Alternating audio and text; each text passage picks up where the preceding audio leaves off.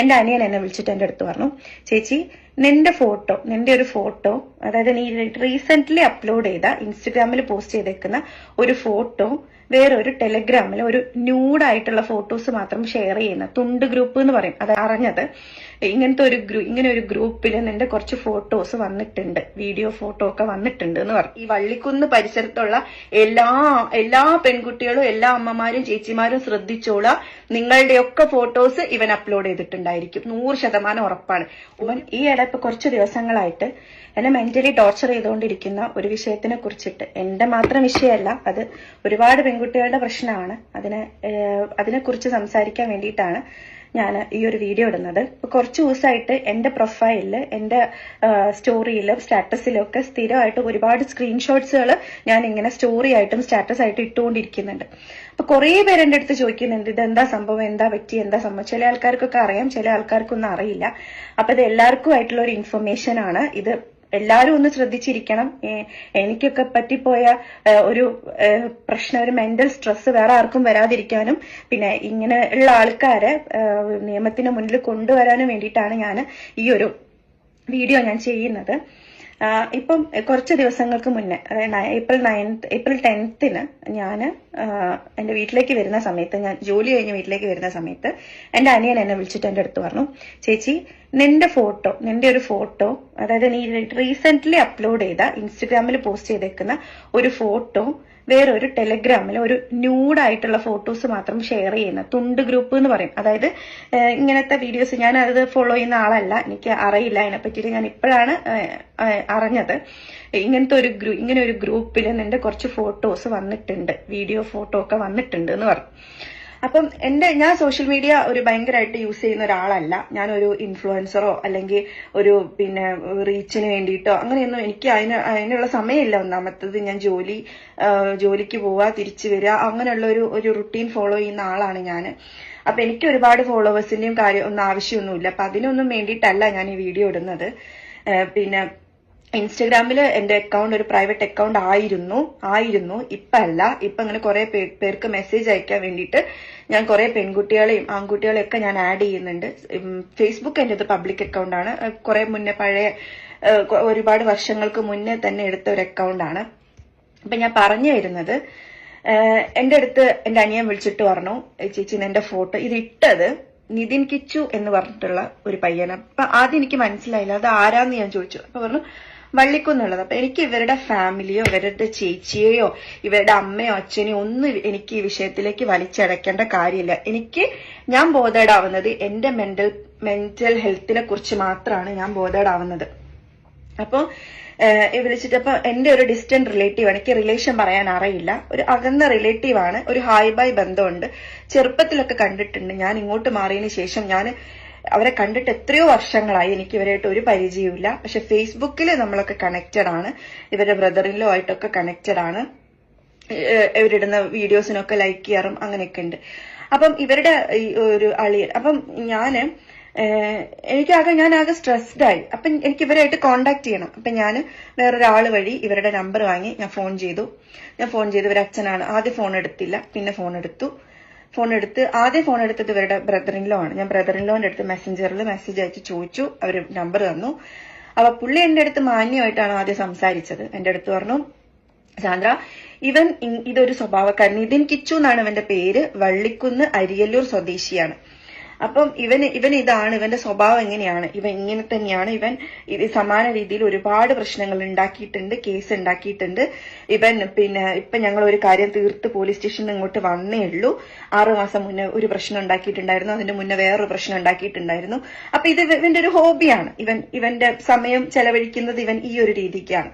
അപ്പം ഞാൻ പറഞ്ഞു, നിങ്ങൾ എന്റെ ഫോട്ടോ കണ്ടോ എന്ന് ചോദിച്ചു. അപ്പൊ പറഞ്ഞു, കണ്ടില്ല, അറിഞ്ഞു, ഇങ്ങനെയാണെന്ന് അറിഞ്ഞു. അപ്പൊ ഞാൻ പറഞ്ഞു, ഇത് ഞാൻ വിട്ടു തരൂല, ഇത് ഞാൻ വിട്ടുകൊടുക്കൂല, ഇത് ഞാൻ ഏത് അറ്റം പോകാൻ പറ്റുമോ.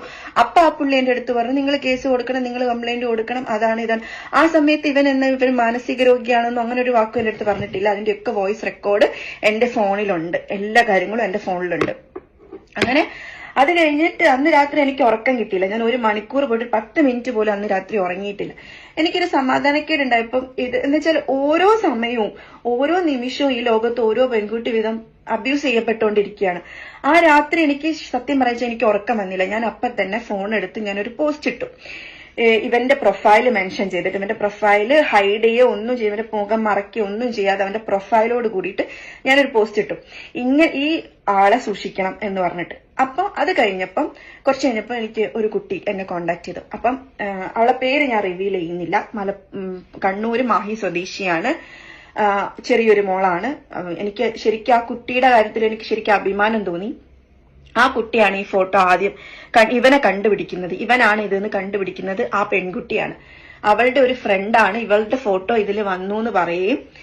പിന്നെ അങ്ങനെ വന്നെന്ന് പറഞ്ഞിട്ട് പിന്നെ അവളുടെ ഒരു ഫ്രണ്ട് ബാംഗ്ലൂർ എങ്ങാൻ വർക്ക് ചെയ്യുന്ന സൈബർ സെല്ലിൽ വർക്ക് ചെയ്യുന്ന ഒരു ആൺകുട്ടി വഴി അവള് ഈ കാര്യങ്ങള് എടുത്തു. അതായത് ഇവനാണ് ഇത് ചെയ്യുന്നത്, നിതിൻ കിച്ചു എന്ന് പറഞ്ഞിട്ടുള്ള ഒരുത്തനാണ് ഇത് ചെയ്യുന്നത് എന്നുള്ളത് അവള് കണ്ടുപിടിച്ചു. അവള് കണ്ടുപിടിച്ചത് ഞാൻ ആ ഇവന്റെ യൂസർ നെയിം @tele9 യൂസർ, ഒരു നമ്പർ 2-3 നമ്പറോളം, ഇതിൽ തന്നെ 3 നമ്പറുണ്ട്. ഇതിൽ കാണാം. ഇതിൽ ശരിക്ക് വിസിബിൾ ആണോ എന്ന് എനിക്കറിയില്ല. നിതിൻ കിച്ചു എന്ന് പറഞ്ഞിട്ട് ഈ ഒരു യൂസറാണ് ഇത് ചെയ്യുന്നതെന്ന് ഇവള് കണ്ടുപിടിച്ചു. വിത്തിൻ ഹവർ, എനിക്ക് തോന്നുന്നു അരമണിക്കൂറിനുള്ളിൽ ഇവളിത് കണ്ടുപിടിച്ചു. ഇവളിത് കണ്ടുപിടിച്ച സമയത്ത് തന്നെ ഇവള് കണ്ണൂരിൽ നിന്ന് അവളുടെ ബ്രദേഴ്സിനെയും കൂട്ടി ഇവന്റെ വീട്ടിൽ വന്നു. ഇവര് മാന്യമായിട്ട് സംസാരിച്ചു. ഇവനാണ് ചെയ്തതെന്നുള്ളതിന്റെ എല്ലാ എവിഡൻസും എല്ലാ പ്രൂഫും കയ്യിൽ വെച്ചിട്ടാണ് ഇവരുടെ അടുത്ത് സംസാരിച്ചത്. മാന്യമായിട്ട് സംസാരിച്ചു. അവൻ അത് അഡ്മിറ്റ് ചെയ്തു. ഇവരെല്ലാരും കൂടെ പോലീസ് സ്റ്റേഷനിലേക്ക് പോയി. അവിടെ ഇവർ കംപ്ലൈന്റ് എഴുതി കൊടുത്തു. കംപ്ലൈന്റ് എഴുതി കൊടുക്കുകയും ചെയ്തു. ഇവന്റെ ഫോൺ അവിടെ വാങ്ങി വെക്കുകയും ചെയ്തു. ഈ ഫോൺ വാങ്ങി വെച്ച ഫോണ് ഇവൻ 1 മണിക്കൂറിനുള്ളിൽ വള്ളിക്കുന്ന് പോലീസ് സ്റ്റേഷനിൽ നിന്ന് തിരിച്ചു കൊടുക്കുകയും ചെയ്തിട്ടുണ്ട്. അതങ്ങനെ തിരിച്ച് ഒരു കംപ്ലൈന്റ് ഫയൽ ചെയ്ത് ഒരു എവിഡൻസ് ആയിട്ട് ഒരു സാധനം കളക്ട് ചെയ്ത് അത് എങ്ങനെയാണ് അത് തിരിച്ചു കൊടുക്കുക എന്നുള്ളത് എനിക്കറിയില്ല. ആ ഫോൺ ഇവന് തിരിച്ചു കൊടുത്തിട്ടുണ്ട്. സിം ഊരി വെച്ചിട്ട് വാങ്ങി വെച്ച ഇവരുടെ മുന്നിൽ നാടകം കളിച്ചിട്ട് ഫോൺ നമുക്ക് കേരള പോലീസിൽ എനിക്കും റെസ്പെക്ട് ഉള്ളതാണ്, എനിക്ക് വിശ്വാസമുള്ളതാണ്. ഞാൻ പഠിച്ച നിയമത്തിന് എനിക്ക് വിശ്വാസമുണ്ട്, നിയമപാലകരിൽ എനിക്ക് വിശ്വാസമുണ്ട്, എല്ലാവരിലും എനിക്ക് വിശ്വാസമുണ്ട്. പക്ഷെ ഈ ഒരു കാര്യത്തോട് കൂടിയിട്ട് അതിൽ വിശ്വസിക്കണോ വിശ്വസിക്കേണ്ടോ എന്നുള്ള ഒരു കൺഫ്യൂഷനിലാണ് ഞാനിപ്പോ നിൽക്കുന്നത്.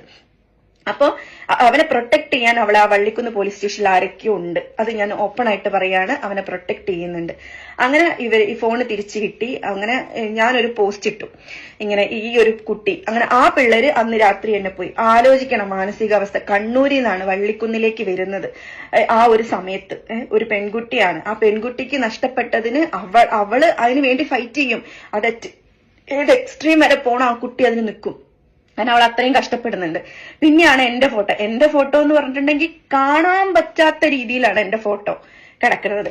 അവരുടെ ഒരു ഗ്രൂപ്പിന്റെ DP വരെ എന്റെ ഫോട്ടോ ആണ് വെച്ചേക്കുന്നത്. ഇതൊന്നും എനിക്ക് ഒട്ടും അംഗീകരിക്കാൻ പറ്റുന്ന ഒരു കാര്യമല്ല. ഈ ആളുമായിട്ടൊക്കെ എന്തെങ്കിലും ഒരു കോണ്ടാക്ട് ഞാൻ ഉണ്ടെങ്കിൽ എനിക്ക് പ്രശ്നമില്ല. ഇതാരുമായിട്ടൊരു കോണ്ടാക്ട് ഇല്ലാത്ത എന്നെ, ഇത്രയും ദൂരത്ത് ജീവിക്കുന്ന, ഇവിടെ ജോലി ചെയ്ത് ജീവിക്കുന്ന എന്നെ ഈ ഒരു വിഷയത്തിലേക്ക് വലിച്ചഴിച്ചതിന് അവനെ ഞാൻ എവിടെയൊക്കെ ഏതൊക്കെ കോടതിയിൽ കയറ്റാൻ പറ്റുമോ ഞാൻ അവിടെ കയറ്റിയിരിക്കും. നിയമപരമായിട്ട് ഞാൻ മുന്നോട്ട് പോയിരിക്കും. എന്നിട്ട് ഞാൻ ആ പോസ്റ്റ് ഇട്ട് കഴിഞ്ഞപ്പം ഇവന്റെ ചേച്ചി എന്നെ വിളിച്ചിട്ട് പറഞ്ഞു, അവക്കൊരു ജീവിതമുണ്ട്, അവള് കല്യാണം കഴിച്ചിട്ട് ജീവിക്കുകയാണ്, അവൾക്കൊരു ജീവിതമുണ്ട്, ആ ജീവിതം തുലയ്ക്കരുത് ചേച്ചി എന്നൊക്കെ പറഞ്ഞിട്ട് എന്നെ വിളിച്ചു. ഞാനൊന്ന് ചോദിക്കട്ടെ, ഇങ്ങനെ ചോദിക്കുന്ന പെങ്ങന്മാരുടെ അടുത്തും അമ്മമാരുടെ അടുത്തൊക്കെ എനിക്ക് ചോദിക്കാനുള്ള ഒരു കാര്യമുണ്ട്. എന്താ ഓപ്പോസിറ്റുള്ള ആൾക്കാർക്കൊന്നും കുടുംബം ഒന്നുമില്ലേ? ഇവളുടെ അച്ഛൻ ഹെർണിയ ഉണ്ട്, ഹെർണിയയുടെ ഒരു ഭാഗം പൊത്തിപ്പിടിച്ച് ഓട്ടോ ഓടിച്ച് ജീവിക്കുകയാണെന്നൊക്കെയാ പറയുന്നത്. എനിക്ക് 2013 എന്റെ അച്ഛന് എനിക്ക് നഷ്ടപ്പെടുന്നത്. പിന്നെ എന്റെ അമ്മയുള്ളത്. എന്റെ അമ്മയ്ക്ക് ഒരു സർജറി കഴിഞ്ഞിട്ടിരിക്കുക. എന്റെ അമ്മ ഇത് കാണുമ്പോൾ ഏത് രീതിയിലായിരിക്കും? ഞാൻ എങ്ങനെ എന്റെ അമ്മയുടെ മുഖത്ത് നോക്കും? അല്ലെങ്കിൽ എന്റെ അമ്മ ഒരു സ്വന്തം കുഞ്ഞിന്റെ കാര്യത്തിൽ, മോളെ കാര്യത്തിൽ എത്ര കൺസേൺ ഉണ്ടാകും? അതുപോലെ എത്ര അമ്മമാരുണ്ട് നമ്മുടെ ചുറ്റും. അമ്മമാരുടെ ഫോട്ടോസ് പോട്ടെ, ഞാൻ കാണിച്ചു തരാം. എനിക്ക് ഇത് ഫോട്ടോസ് ഒന്നും റിവീൽ ചെയ്യേണ്ട ആവശ്യമില്ല. എന്നാലും ഇതാ പെൺകുട്ടികളുടെ ഫോട്ടോസാണ്. ഇത്രയൊന്നും അല്ല, 1000-ലേറെ. ഇത് അറിയുന്ന പെൺകുട്ടികളുടെ ഫോട്ടോസ് മാത്രം സ്ക്രീൻഷോട്ട് എടുത്ത് വെച്ചേക്കുന്നതാണ്. അറിയുന്ന പെൺകുട്ടികളുടെ മാത്രം. അറിയാത്തവർ ഇഷ്ടം പോലെ വേറെ കിടക്കുന്നുണ്ട്. 1000 ഫോട്ടോസ് ആണുള്ളത്. ഈ വള്ളിക്കുന്ന് പരിസരത്തുള്ള എല്ലാ പെൺകുട്ടികളും എല്ലാ അമ്മമാരും ചേച്ചിമാരും ശ്രദ്ധിച്ചോളാം. നിങ്ങളുടെയൊക്കെ ഫോട്ടോസ് ഇവൻ അപ്ലോഡ് ചെയ്തിട്ടുണ്ടായിരിക്കും. 100% ഉറപ്പാണ്.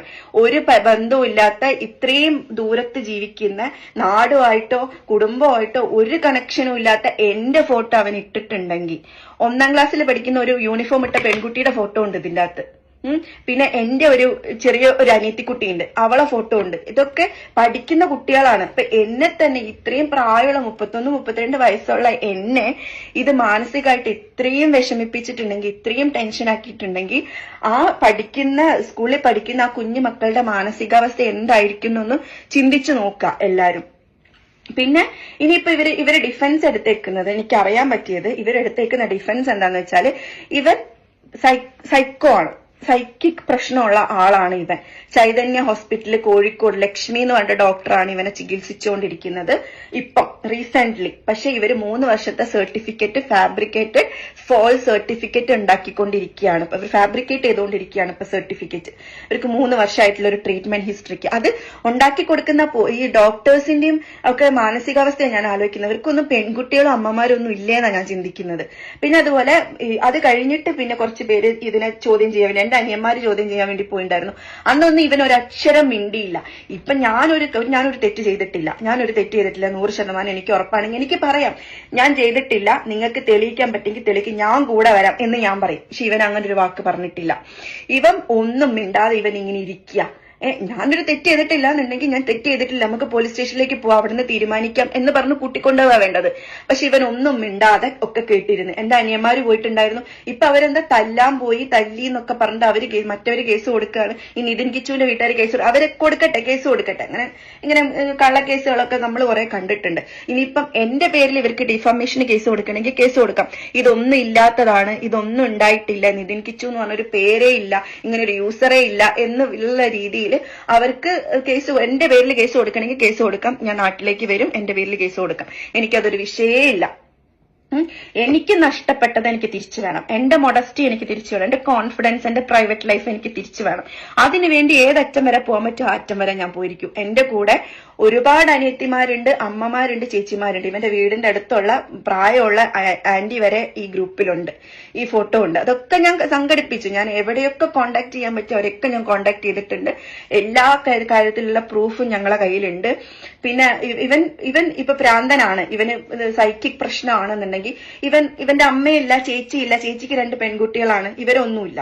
അപ്പൊ ഇവൻ സെലക്റ്റഡ് ആണ്. ഇവന് വേറെ ആൾക്കാരെ പറ്റിയിട്ട് ആൾക്കാരെയൊക്കെ ഫോട്ടോയും കാര്യങ്ങളൊക്കെ പോസ്റ്റ് ചെയ്തേക്കുന്നുണ്ട്. പക്ഷെ എന്താ പറയാ, ഇവരെയൊന്നും പറ്റിയിട്ടില്ല. അപ്പൊ അത് എന്ത് തരം ഭ്രാന്താണെന്നുള്ളതാണ് എനിക്ക് അറിയേണ്ടത്. പിന്നെ ഒരു ഫോട്ടോ വെച്ച് പൈസ വാങ്ങാനുള്ള ബുദ്ധി ഇവനുണ്ടെങ്കിൽ അതിന്റെ ആ ഒരു സോഴ്സും കൂടി ഒന്ന് അറിയണം. ആ അവസ്ഥ എന്താണെന്നൊന്ന് അറിയണം. അത് ഇതുവരെ കേൾക്കാത്തൊരു അവസ്ഥയാണ് അത്.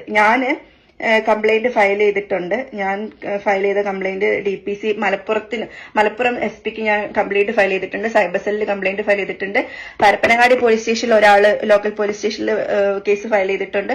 മാഹിയിലുണ്ട്, ബേപ്പൂരുണ്ട്, മലപ്പുറത്തുണ്ട്. അങ്ങനെ കുറെ പോലീസ് സ്റ്റേഷനുകളിൽ നമ്മൾ കംപ്ലൈന്റ്സ് ഫയൽ ചെയ്തിട്ടുണ്ട്. ഞങ്ങൾ പ്രതീക്ഷയോടെ കൂടിയിട്ട് ഇരിക്കുകയാണ്. പോലീസിന്റെ ഭാഗത്തുനിന്ന് നല്ല രീതിയിലുള്ള ഒരു സപ്പോർട്ട് നമുക്ക് ഉണ്ടാവുന്നു. ഇവനെ പിടിക്കണമെന്നും ഇനിയിപ്പോ ഇവന് അസുഖമാണെങ്കിൽ ഇവനെ കുതിരവട്ടത്ത് ഗവൺമെന്റ് ഓതറൈസ്ഡ് ആയിട്ടുള്ള മെന്റൽ റിട്ടാർഡേഷൻ സെന്ററിൽ കൊണ്ടിടട്ടെ.